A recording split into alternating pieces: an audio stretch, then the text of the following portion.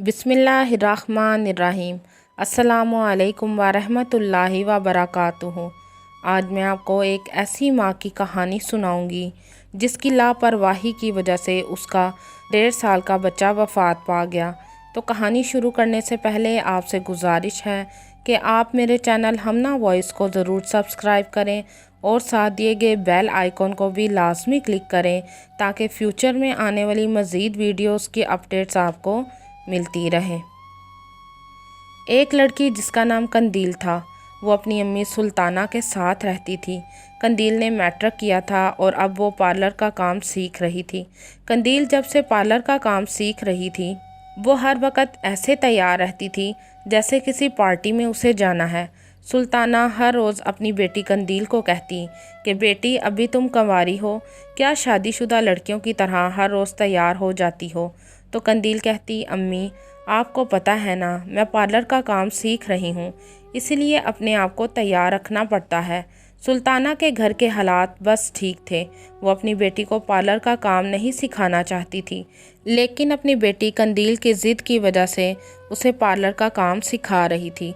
सुल्ताना ने कई मर्तबा अपनी बेटी कंदील को समझाया कि बेटी, पार्लर वालर का काम छोड़ दे और घर के काम काज सीख, कल को तूने अगले घर जाना है। तो कंदील बोलती, अम्मी अब कौन सादी लड़कियों को पसंद करता है, ज़रा तैयार श्यार रहूँगी तो फिर ही कोई मुझे अपनी बहू बनाएगा ना। और वैसे भी अम्मी, ये आजकल का मॉडर्न दौर है, वो आपका ज़माना था जब सादी और सांवली लड़कियों को लोग पसंद करते थे, लेकिन आजकल गोरे रंग वाली और मॉडर्न लड़कियों को लोग पसंद करते हैं। अम्मी, अगर मैं सादी रहूँगी तो कोई मुझे पसंद नहीं करेगा। क्या आप नहीं चाहती कि मेरी बेटी की शादी किसी अच्छे घर में हो? तो सुल्ताना बोली, क्यों नहीं कंदील, मैं तो तुम्हारे लिए दिन रात दुआएं मांगती हूँ कि किसी अच्छे घर में तुम्हारी शादी हो। और साथ ही सुल्ताना बोली, अच्छा बेटी ठीक है, जिसमें तुम्हारी खुशी है। कंदील के चर्चे सारे मोहल्ले में थे। हर किसी को कंदील का पता था, क्योंकि पूरे मोहल्ले में बस कंदील ही ऐसी लड़की थी जो ज़रा तैयार होकर घर से निकलती थी। गली के हर लड़के को पता था कि कंदील किस वक्त घर से निकलती है, इसलिए कंदील के घर से निकलने से पहले ही गली मोहल्ले के सारे लड़के पहले से गली में खड़े हो जाते थे। और कंदील को भी पता था कि ये लड़के सिर्फ मेरे लिए ही गली में खड़े होते हैं। कंदील उनको कहती तो कुछ ना थी, लेकिन बस मुस्कुरा कर गली में से गुजर जाती थी। एक दिन कंदील का कोई रिश्ता देखने आया। शायद जो औरत कंदील को देखने आई थी वो लड़के की माँ थी।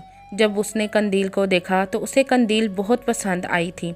जो औरत कंदील को देखने आई थी, देखने में वो अच्छे घर की लगती थी। फिर उसने कंदील की अम्मी को कहा, बहन आप भी मेरे बेटे को आकर देख लेना, बस मेरी बात नहीं, आपको भी तो मेरा बेटा पसंद आना चाहिए। तो कंदील की अम्मी बोली, जी। फिर अगले दिन कंदील की अम्मी लड़के वालों के घर चली गई। कंदील की अम्मी जब लड़के वालों के घर गई तो वो हैरान हो गई, क्योंकि लड़के वालों का घर बहुत बड़ा था, जैसे कोई शानदार कोठी, और उनके घर में नौकर भी मौजूद थे। जब उसने लड़के को देखा जिसका नाम ज़ीशान था तो वो बहुत खुश हुई। कंदील की अम्मी को ज़ीशान बहुत पसंद आया था।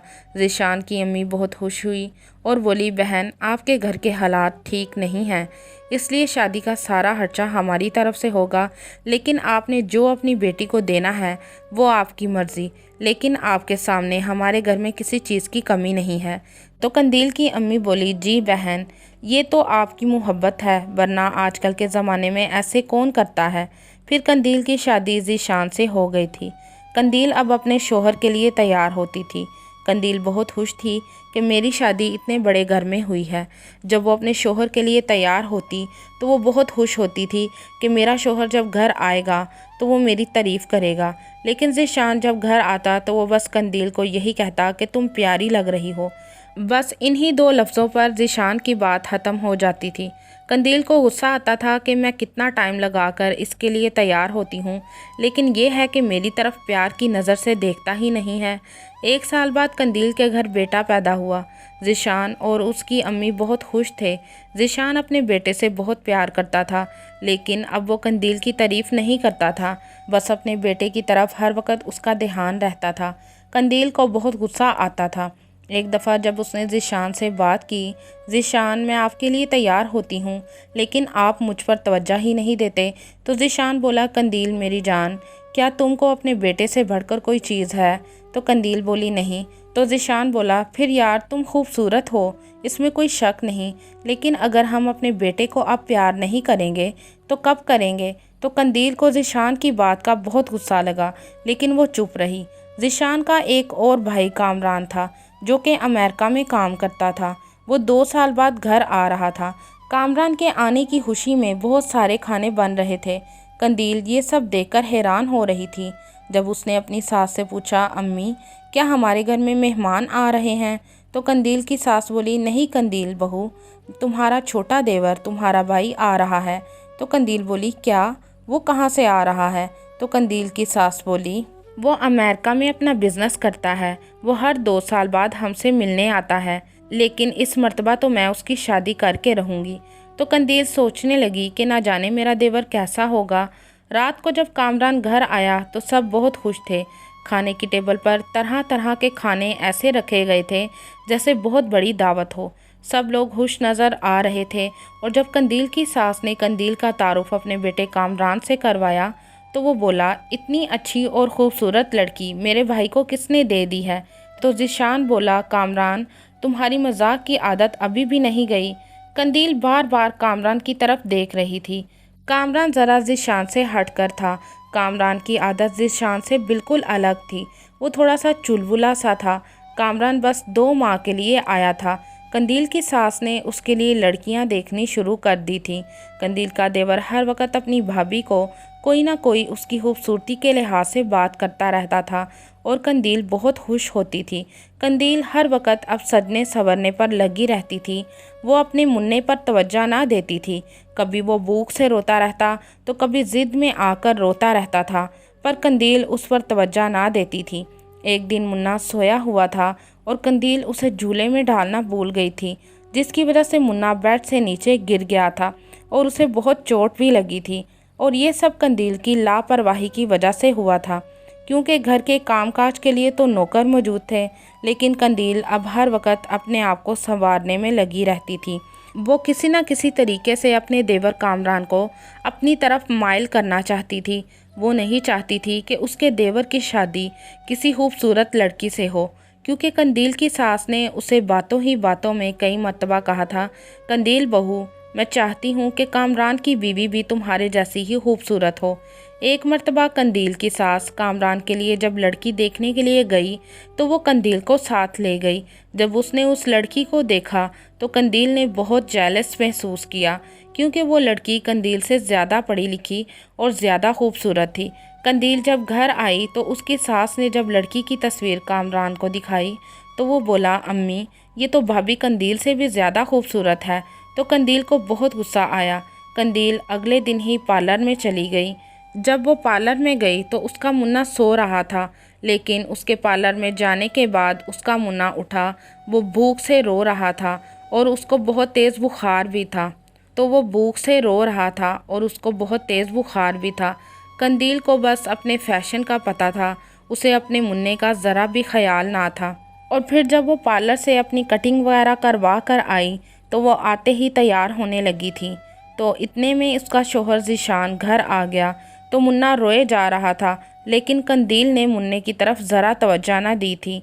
जब ज़ीशान ने उसे उठाया तो उसे बहुत तेज़ बुखार था। ज़ीशान कंदील को कहने लगा, कंदील बाद में तैयार हो जाना, पहले मुन्ने को पकड़ो। तो कंदील बोली, बस 2 मिनट, आप मुन्ने को पकड़े, मैं अभी आई। आधा घंटा गुजर गया था तो कंदील ना आई और मुन्ने ने रो रो कर अपना बुरा हाल कर लिया था। फिर ज़ीशान बोलने लगा, कंदील तुमने तैयार होकर मुझे ही दिखाना है ना, तो बाद में यार तैयार हो जाना, मुन्ना रो रहा है। तो कंदील फिर से बोली, जी आई। तो ज़ीशान बोला, तुम कैसी माँ हो, तुमको अपने फैशन का पता है लेकिन अपने मुन्ने का नहीं। बच्चों को अगर कुछ हो जाए तो माएँ खाना पीना भूल जाती हैं, लेकिन तुम कैसी माँ हो, तुम्हारा मुन्ना बुखार में रो रहा है और तुमको बस अपने तैयार होने की पड़ी है। ज़ीशान ने कंदील को खींचकर गुस्से से बेड पर धक्का दिया और बोला, पकड़ो मुन्ने को वरना बहुत बुरा होगा। कंदील को ज़ीशान पर बहुत गुस्सा आ रहा था, लेकिन वो उसको क्या कहती कि मैं तुम्हारे भाई के लिए तैयार हो रही हूँ। फिर कुछ दिन गुजरे होंगे कि एक दिन ज़ीशान की तबीयत ख़राब हो गई थी और ज़ीशान जल्दी घर वापस आ गया था। उस दिन भी कंदील शीशे के आगे खड़ी अपने देवर कामरान के लिए तैयार हो रही थी और मुन्ना खेल रहा था। जब ज़ीशान कमरे में आया तो मुन्ना कमरे में मौजूद ना था। उसने शीशे के आगे खड़ी हुई कंदील से पूछा, मुन्ना किधर है? तो कंदील बोली, इधर ही होगा, खेल रहा था। ज़ीशान ने दोनों कमरों में देखा लेकिन मुन्ना कहीं नज़र ना आया।